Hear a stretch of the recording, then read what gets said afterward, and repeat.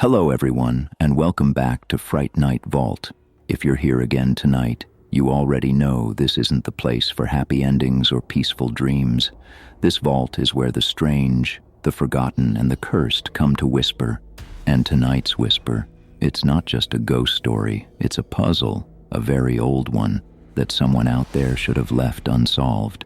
But before we begin, I want to take a second to thank you all for keeping the vault alive. I know many of you use these kinds of videos to fall asleep, so before you drift off, I'd love it if you could leave a comment letting me know where you're listening from around the world. Also, don't forget to like and subscribe. It helps more listeners find their way here, even if they don't always find their way back out. Now then, have you ever stumbled across something that felt like it was waiting for you? Not just found, but meant to find. A box in the attic that wasn't there last week.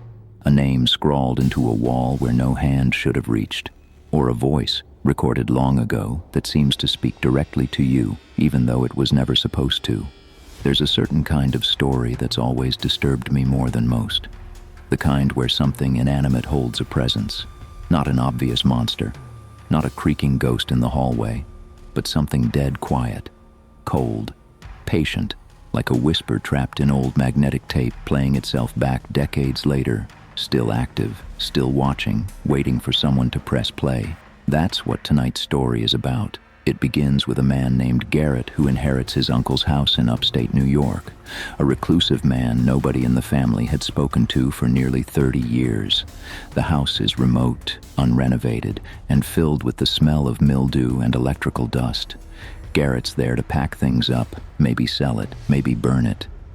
But before he does, he finds a room with something peculiar. A desk, a stack of old cassette tapes, and an ancient reel-to-reel player, the kind used by amateur radio hobbyists in the 70s and 80s. One of the tapes is labeled, "Do Not Play, Final Recording." Now, any normal person might have tossed that in the trash and walked away. But curiosity's a dangerous drug, and the tape doesn't start with static. It starts with a voice, a man's voice, calm, methodical, desperate to explain something no one else will ever believe. At first it sounds like a confession, then a warning, then something else. As Garrett listens to the voice on the tape, his own thoughts begin to shift. Sounds in the house grow unfamiliar. Rooms seem subtly rearranged when he returns, and the voice, it's no longer confined to the recording. The more he listens, the more it listens back. I won't say much more. You'll have to hear it for yourself. But I will tell you this.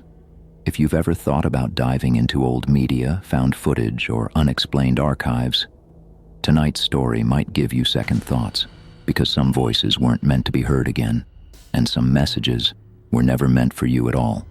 So turn down the lights, put in your headphones, and keep one finger near the stop button, because whatever's on that tape, it still wants out. The story starts now. Garrett clicked play. The old reel-to-reel player shuddered to life with a dry whir, the tape winding across its dusty heads. Then, silence, a low hum, barely audible. Garrett leaned in, a voice crackled through. "If someone's hearing this, I've failed. Or worse, I've succeeded."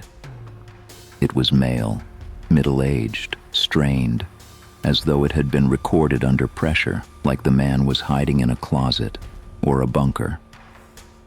"My name is Thomas Arledge.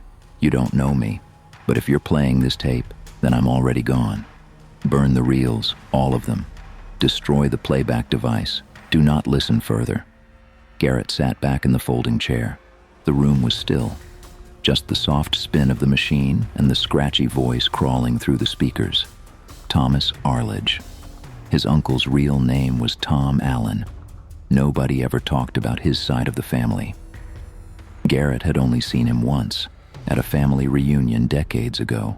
A pale, shifty-eyed man who never looked anyone in the face. The tape continued. "The voice isn't mine anymore. It used to be, but something's taken root. When you play this, it can hear again." That's how it begins. With sound, Garrett chuckled uneasily.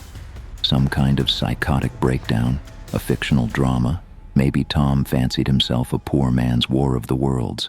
But then the voice changed, only slightly, but enough. The pitch dipped, a rasp slid under the syllables. It likes to be heard. The act of listening is what frees it. Garrett paused the tape. The click echoed louder than expected. A cold sweat began to gather on his back. The room suddenly felt more humid. The smell of old copper wiring filled his nose. He stood, stretched, and looked toward the hallway, only to stop short. The door was closed. He hadn't closed it. Click. He turned instinctively toward the player. It had started again. No, he hadn't pressed play. The voice returned, louder. It can mimic you. It knows how to sound like you. Don't trust the phone. Don't trust recordings. If it speaks in your voice, run. Garrett lunged forward and hit stop. This was too much. A joke, maybe. But his uncle had lived here, alone, for years. No neighbors, no guests. And yet, there were over 40 tapes on the shelf, each carefully labeled, each dated, some as recent as 3 weeks before his death. He opened a second box. Inside, handwritten notes, fragments of what looked like a journal, drawings, sketches of waveforms, and at the bottom, a photograph, a blurry image of what looked like a mouth. Just a mouth, open wide, surrounded by a black void. The lips didn't look human, too long, the teeth too flat, the inside far too deep. The tape began playing again. No hands had touched it. Do you hear it now? That quiet static beneath my voice? It's not a flaw. It's the signal. It's how it moves. It's not in the tape. It's in the act of listening. That's how it reaches you. Garrett backed up. The voice on the recording now matched his own. Garrett, you've always been curious. That's why it chose you. That's why you're here. His heart jumped. You don't remember me, do you? It paused. I was at your 5th birthday party. I brought you the model train. Garrett's knees gave out. That detail he had never told anyone. Not even his parents remembered the train. He'd found it under his bed one morning. The box had no card, just the word, listen. He stared at the spinning reels. The voice that now perfectly mirrored his own laughed. You thought this was about your uncle. He was just the first one to record it, but the moment you pressed play, you made a new copy. The lights flickered. From somewhere inside the walls came a slow, dragging sound, like something thick and wet being pulled across drywall. The voice continued. There's one more thing you should know. Every time this story is heard, it grows stronger. The tape stopped. Silence. Garrett sat alone in the dark, sweat clinging to his shirt. He stared at the recorder. Then, slowly, he turned toward the hallway. But it was no longer a hallway. It was a tunnel, carved in crumbling brick, lined with cables and static. And at the far end, something was moving toward him. It was smiling, but not with a face, with sound. They never found Garrett's body. Only the player, still spinning, and a tape labeled, Copy 2, Do Not Play. The house was demolished 6 months later, but the tape was never accounted for. If you hear your voice on a recording you never made, don't answer it, don't respond, and whatever you do, don't listen to it a second time. If you enjoyed this story and want to hear more like it, please like, share, comment, and subscribe. We'll be waiting in the dark, just beyond the hiss of the next tape.